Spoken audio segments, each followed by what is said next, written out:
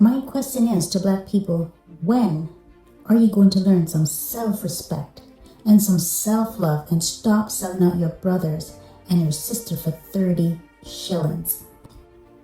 Ibrahim Traoré is on Yahuwah's assignment. No one can take him out before he completes his assignment. Just like no one could crucify Yahusha before the appointed time. And so none of you corrupt African leaders can plan and plot against him and form coups against him to take your brother out for 30 shillings, just the same as Judas did to Jesus.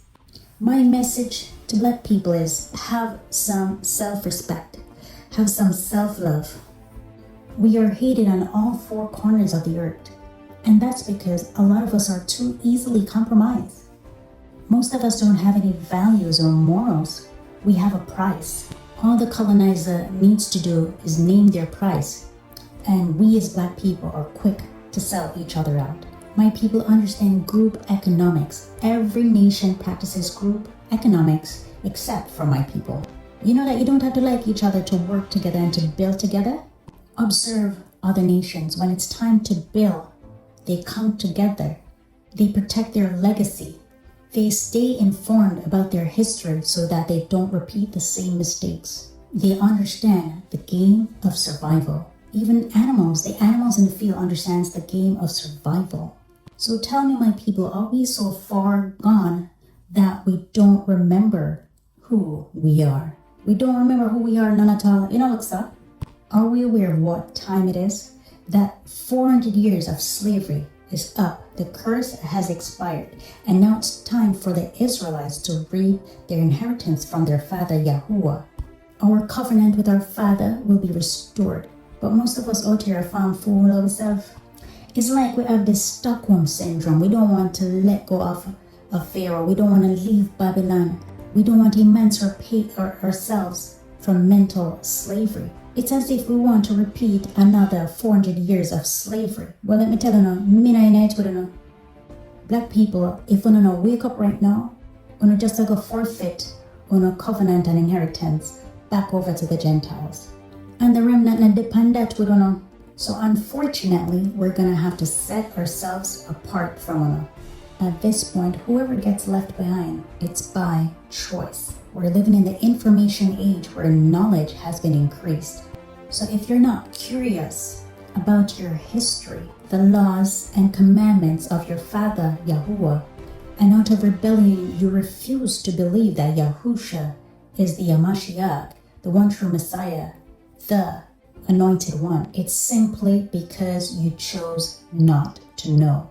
We have suffered enough. 400 years is a very long time. I've born probably 2, 3, 4, 5 times already. Me not to live to 100 years, and me I tell you so, the journey not easy. So if we don't wake up and smell the coffee and fix back Africa and take back Africa, who is going to do it for us? Now mind you, this is biblical prophecy. The remnant will be gathered from all four corners of the earth, and there will be a second Exodus where we return back to our own land, our new promised land. So if the giants of Africa needs to wake up and the motherland needs to be rebuilt and unified, no one, no man, no girl, no boy can get into Yahuwah's way. We're living in a time of end time prophecies. So if you're not brave and not big and not bad and not bold and not want to get into Yahuwah's way and his plans, you're only building up the wrath of Yahuwah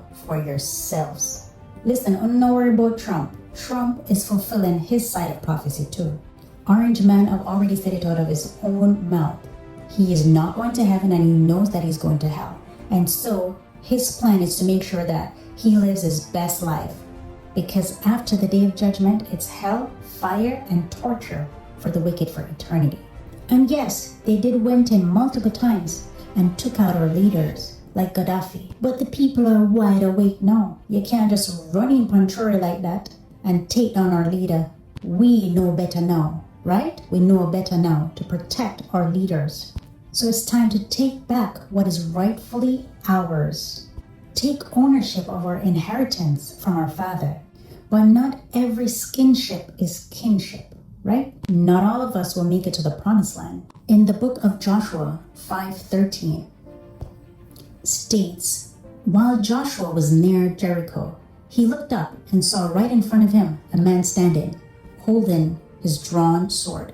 Joshua stepped up to him and said, "Whose side are you on, ours or our enemies?" The man said, "Neither. I am commander of God's army.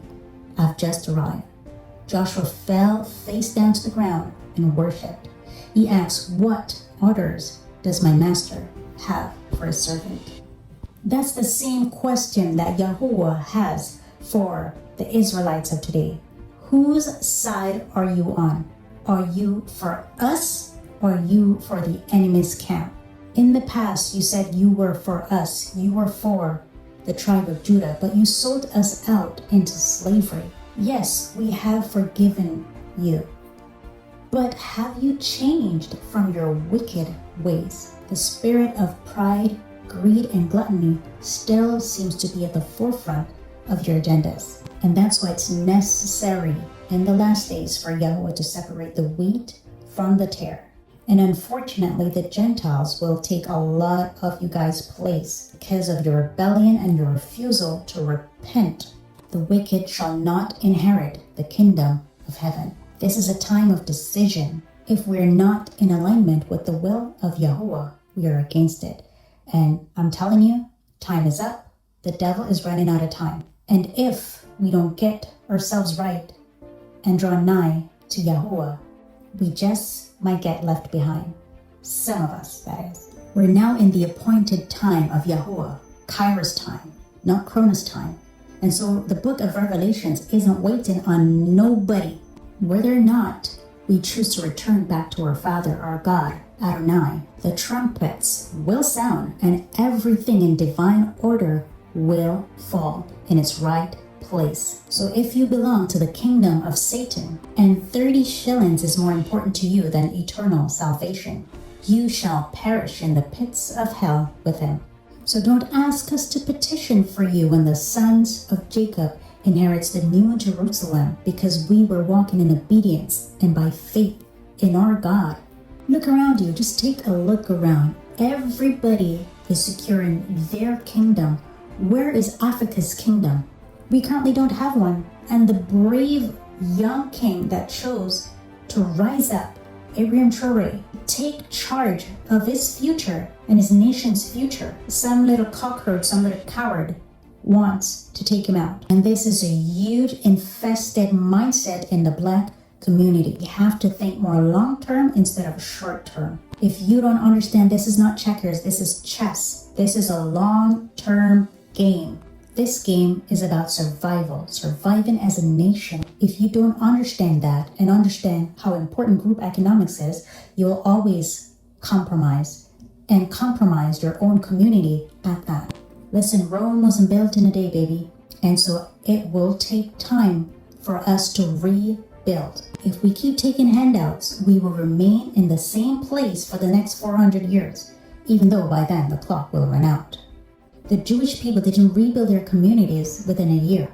They did it over time through brotherhood, partnership, self-respect, and loyalty to their God. It is better to be respected as a people than to be liked.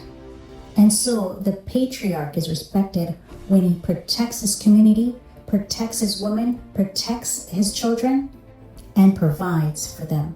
So as descendants of Israelites, we have to take back our identity. It will not be given back to us. Work in unity as a community. We can at least put our feelings, our personal feelings aside for a second to rebuild our community, a strong community of united families that supports, loves, and value each other.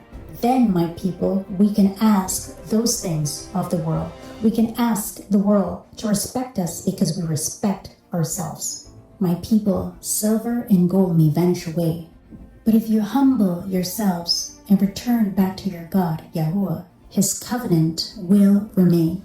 Yahuwah never takes back his words or his promises, but we do have free will, whether or not we choose to come in agreement with his covenant. Again, so if you're not for the chosen people of Yahuwah, the Israelites, a royal priesthood, get out of our way.